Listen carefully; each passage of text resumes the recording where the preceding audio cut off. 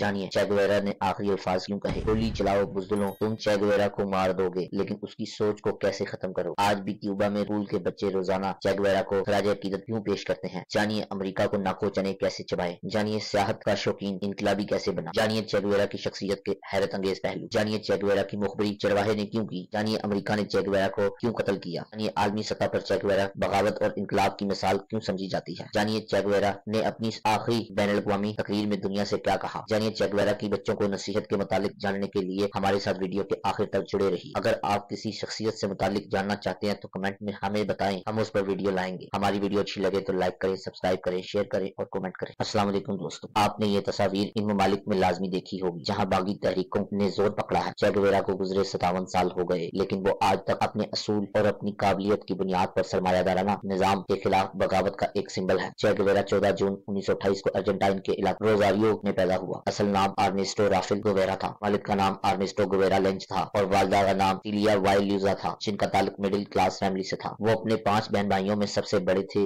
مزاج دوستانہ تھا لیکن نہاتے نہیں تھے، گندے رہتے، ہفتے میں صرف ایک دفعہ نہاتے، اسی لیے پیار سے دوست چونچو یعنی پگ یعنی سور کہتے۔ جب 6 سال کا ہوا تو آستما کی بیماری ہوئی جس کی وجہ سے اسے گھر میں ہی تعلیم دی گئی۔ وہ رمبی اور فٹ بال کے اچھے کھلاڑی تھے، شاعری پسند تھی، سائیکل کئی گھنٹے چلاتے، مشغلہ شطرنج تھا، 6 سے ڈاکٹر تھے۔ اس کے گھر میں 3000 سے زائد کتابوں کی لائبریری موجود تھی جہاں وہ گھنٹوں پڑھتے۔ کارل مارکس جدید کمیونزم کے بانی سے متاثر تھے۔ 1948 میں میڈیکل کی تعلیم کے لیے یونیورسٹی میں داخلہ لیا جہاں سے چے کو سیاحت کا شوق ہوا۔ 1950 سے 1953 تک 3 مرتبہ جنوبی امریکہ کی سیاحت کی۔ پہلا سفر سائیکل پر 4500 کلومیٹر طے کیا۔ 1951 میں دوسرا سفر دوست البرٹو گرینیٹو کے ساتھ بائک پر 8000 کلومیٹر کا طے کیا، جبکہ 1953 میں تیسرا سفر دوبارہ موٹر سائیکل پر کیا۔ چے نے چلی، پیرو، برازیل، پاناما، بولیویا اور کیوبا کا سفر کیا۔ وہ روزانہ کی بنیاد پر ڈائری بھی لکھتے، اس نے کتاب موٹر سائیکل جرنی بھی لکھی، اسی نام پر فلم بھی بن چکی ہے۔ زندگی میں سیاحت نے اہم کردار ادا کیا۔ غریب کو قریب سے دیکھا، سفر کے دوران محسوس کیا کہ غریب محنت کے باوجود غریب تر رہتا ہے جبکہ امیر امیر تر ہو جاتا ہے۔ کیوبا کے رہنما فیڈرل کاسترو سے ملاقات اگست 1955 میں ہوئی جو بہترین دوستی میں بدلی۔ گوٹامالا ہی وہ جگہ تھی جہاں فیڈرل کاسترو نے چے کو لقب دیا جس کا مطلب ہوتا ہے "ہے یو فیڈرل کاسترو"۔ کیوبا میں انقلاب چاہتے تھے۔ کیوبا میں اس وقت فوجی ڈکٹیٹر بتیستا کی حکومت تھی۔ فیڈرل کاسترو اور چے گویرا نے مل کر 1956 میں انقلاب کی خاطر کیوبا پر حملہ کیا جس سے بتیستا کی آرمی نے ناکام بنایا۔ میکسیکو میں دونوں نے پناہ لی، گرفتار ہوئے۔ جب فیڈرل کاسترو کو رہائی ملی تو اس نے اکیلا جانے سے منع کر دیا۔ وہ کہتا تھا چے گویرا کو بھی چھوڑو، جبکہ چے گویرا کہتا تھا تم باہر نکل جاؤ،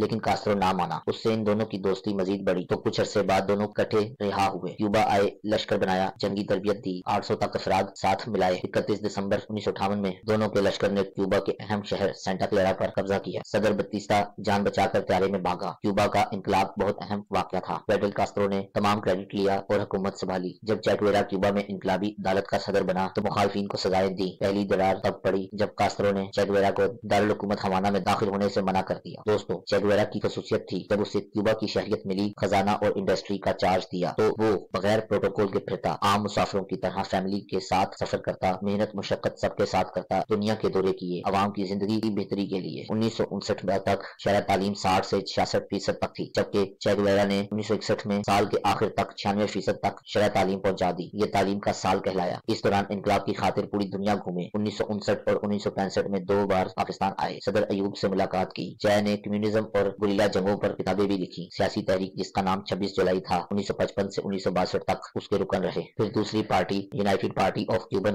سوشلسٹ ریولیوشن اختیار کی جس کے رکن 1962 سے 1965 تک رہے۔ چے گویرا نے 2 شادیاں کی، پہلی شادی ہلڈا گارڈیا کوسٹا سے 1955 میں جبکہ 1959 میں طلاق دی۔ اس سے ایک بچہ ہوا اور دوسری شادی الیڈا مارچ سے 1959 میں ہوئی۔ ان سے چے گویرا کے 4 بچے ہوئے۔ وہ امریکہ کو ناپسند کرتے، وہ سرعام کہا کرتے کہ امریکی شہر نیو یارک کو صفحہ ہستی سے مٹا دینا چاہیے، لیکن انقلاب کی خاطر امریکہ گئے اور 11 دسمبر 1964 کو امریکہ کی جنرل اسمبلی سے خطاب کیا۔ پھر امریکہ کو خطرہ ہوا کہیں روس امریکہ میں فوجی اڈے نہ بنا لے، اس لیے سی آئی اے نے 17 اپریل 1961 میں 1500 افراد کو کیوبا میں انقلاب کے مخالفین کو جنگی تربیت دے کر کیوبا پر حملہ کیا، لیکن کاسترو کی حکومت نے بری طرح انہیں ادھیڑ دیا۔ یہ حملہ ناکام ہوا تو اتحادی روس کو چے گویرا نے امریکہ پر حملہ کرنے کا کہا۔ روس نے میزائل فٹ کر کے بحری راستے سے بھجوائے جو راستے میں امریکہ نے روکے۔ تیسری جنگ کے خطرے سے بچنے کے لیے روس نے واپس بلوا لیا تو چے گویرا ناراض ہو گیا۔ وہ عالمی جنگ کو نہ سمجھ سکا۔ چے گویرا نے روس کے بجائے چین سے تعلقات بڑھائے۔ روس اور چین مخالف تھے، چنانچہ روس نے فیڈرل کاسترو کو کہا کہ چے گویرا سے آنکھیں پھیر لو اور کاسترو نے ایسا ہی کیا۔ فروری 1965 میں چے گویرا نے روس خلاف پریس کانفرنس کی تو واپسی پر फिडल कास्त्रो ने चे को